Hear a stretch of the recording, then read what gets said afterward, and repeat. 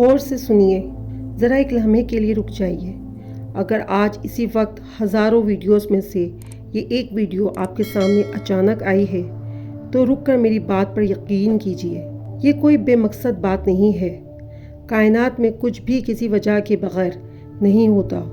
ہو سکتا ہے اللہ تعالیٰ نے آج آپ کے دل کی بے چینی کو دور کرنے کے لیے یہ وسیلہ بنایا ہو۔ شاید عرش والے کو معلوم تھا کہ آج آپ کا دل مایوسی میں ہے، آپ پریشان ہیں اور آپ کو دلاسے کی بہت ضرورت ہے۔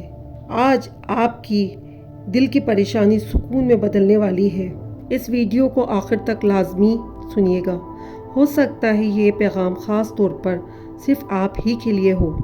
کیا آپ اس بات کو جانتے ہیں کہ ہم اکثر یہ سوچ کر بیٹھ جاتے ہیں کہ جو ہماری تقدیر میں لکھ دیا گیا ہے اب وہ کبھی بدل نہیں سکتا؟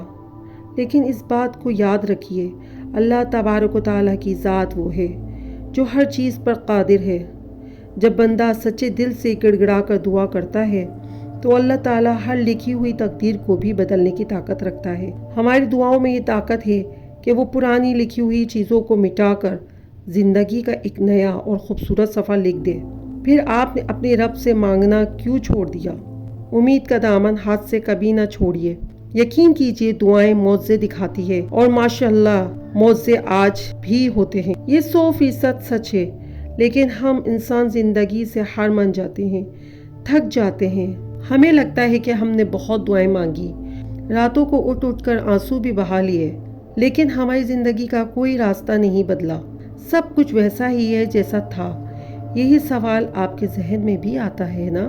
لیکن حقیقت میں ایسا کچھ نہیں، بلکہ وہ خوبصورت سا رشتہ، وہ رزق میں برکت یا وہ کامیابی کا نیا راستہ آپ کی طرف دوڑ کر آ رہا ہے۔ اس میں دیر صرف اسی وجہ سے ہو رہی ہے کیونکہ میرا رب آپ کو کوئی چھوٹی چیز نہیں دینا چاہتا۔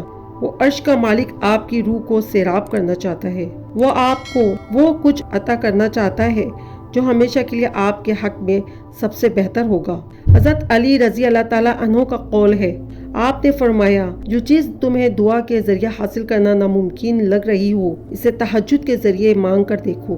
جب پوری دنیا گہری نیند میں سو رہی ہوتی ہے اور آپ مصلی پر بیٹھ کر اپنے رب کے سامنے دعا کے لیے ہاتھ پھیلا دیتے ہیں تو وہ رب ناممکن کو